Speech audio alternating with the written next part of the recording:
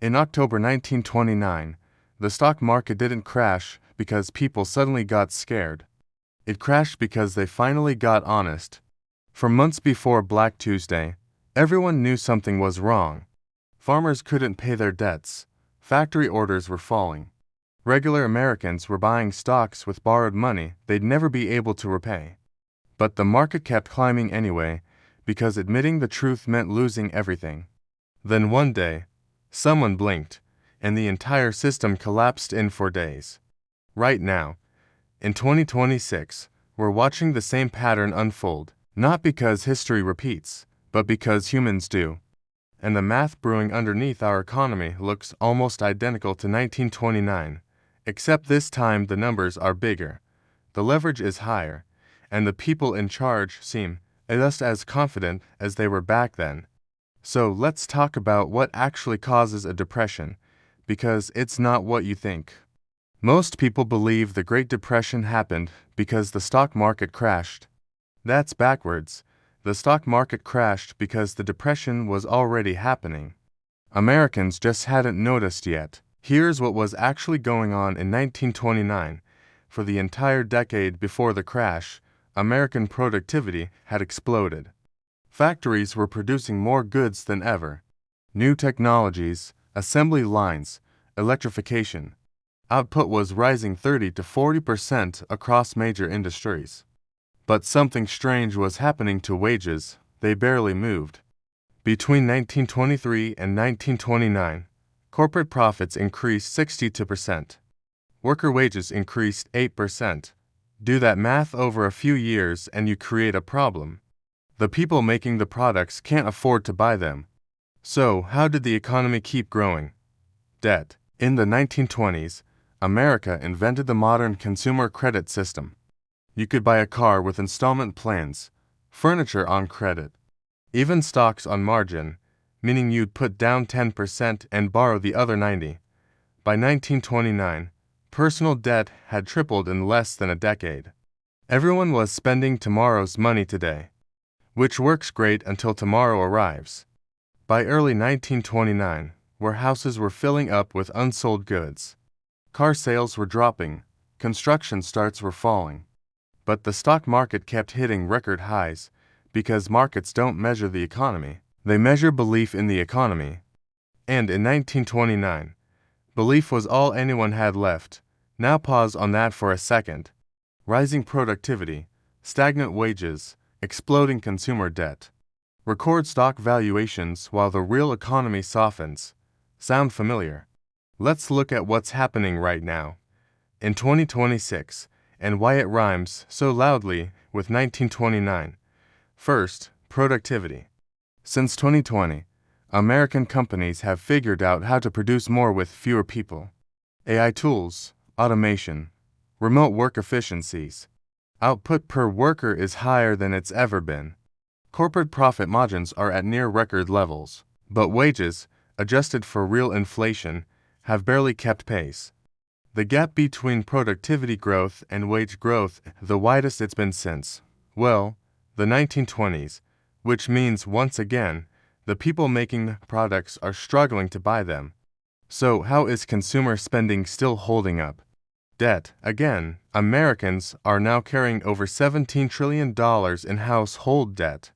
Credit card balances just hit an all-time high. Auto loans, student loans, buy now pay later schemes.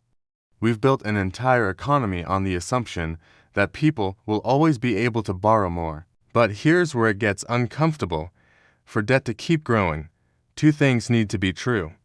Incomes need to keep rising, and interest rates need to stay low. In 2026, neither of those things is happening. Interest rates have been climbing since 2022. That means the cost of servicing debt is going up while incomes are not. And when people hit their borrowing limit, they don't just stop spending gradually. They stop abruptly, they default. We're already seeing the early signs. Credit card delinquencies are rising. Auto loan defaults are up. Retail sales growth is slowing.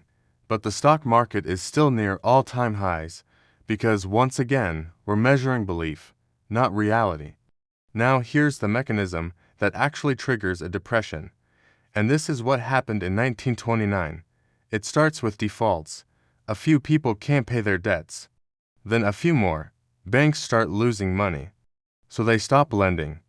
Businesses can't get credit to cover payroll or inventory. So they lay people off. Now those people can't pay their debts either.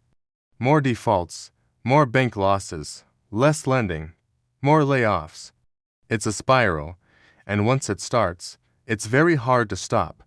In 1929, this spiral destroyed 40% of American banks in 3 years. Unemployment hit 25%. It took a decade and a world war to fix. The question is whether we're at the beginning of that spiral right now. And the uncomfortable answer is, maybe. Now, here's what everyone says when you bring this up. It's different this time. We have the Federal Reserve. We have deposit insurance. We have tools. And that's true. We do have tools. We used a lot of them in 2008. And they worked, mostly, but those tools have a cost, and we're starting to bump up against it. When banks fail or markets crash, the Fed's main move is to cut interest rates and inject money into the system. Make borrowing cheap again, get spending going, reflate the bubble. But in 2026, we've already been doing that for 15 years. Since the 2008 financial crisis, we've had near zero interest rates, quantitative easing, emergency lending programs. We've added trillions to the money supply. And it worked, in the sense that it prevented a complete collapse. But it also created a new problem. All that cheap money didn't go into wages or infrastructure. It went into assets, stocks, real estate, crypto, private equity. The wealthy got much wealthier. Everyone else got debt. So now we're stuck.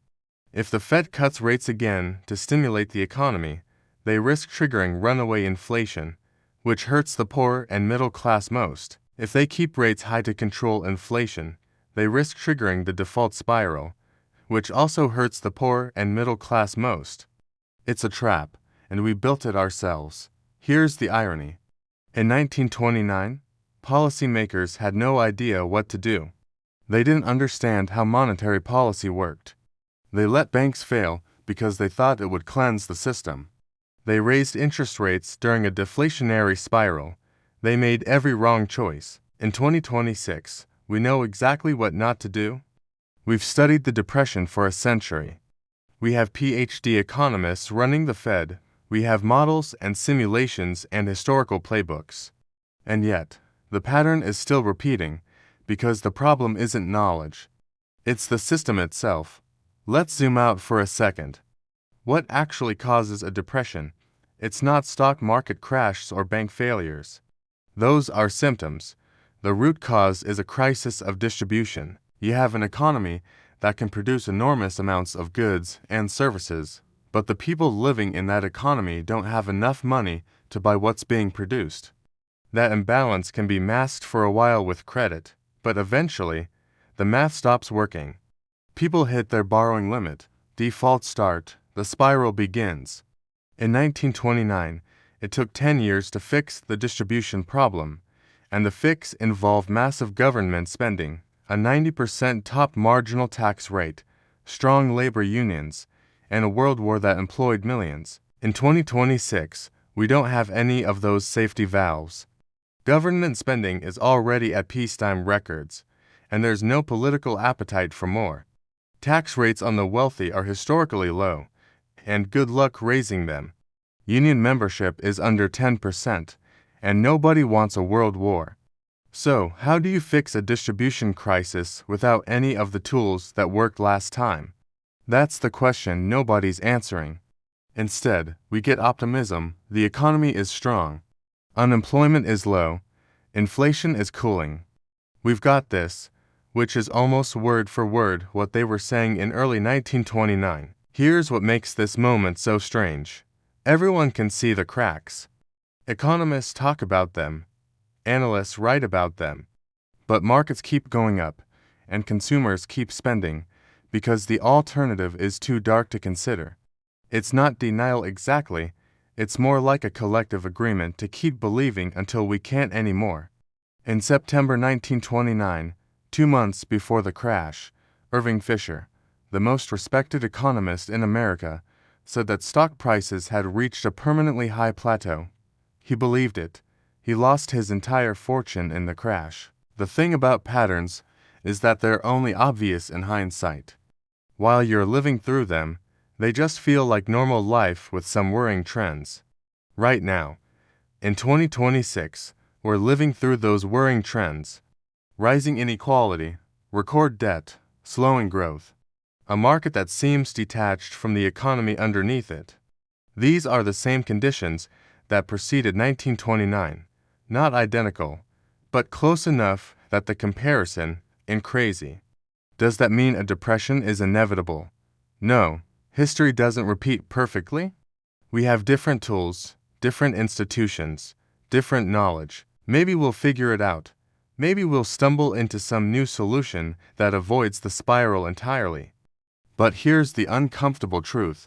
The pattern from 1929 ain't repeating because we're stupid or ignorant. It's repeating because the incentives haven't changed. The wealthy still capture most of the productivity gains. Workers still get debt instead of wages. Policymakers still choose asset prices over structural reform. And everyone still believes the music will keep playing just a little bit longer. In 1929, the music stopped on a Tuesday in October. When it stops this time, we'll know. And just like then, by the time we know, it'll be too late to get out. The question ain't whether the pattern is repeating. It's whether we'll do anything different before it completes.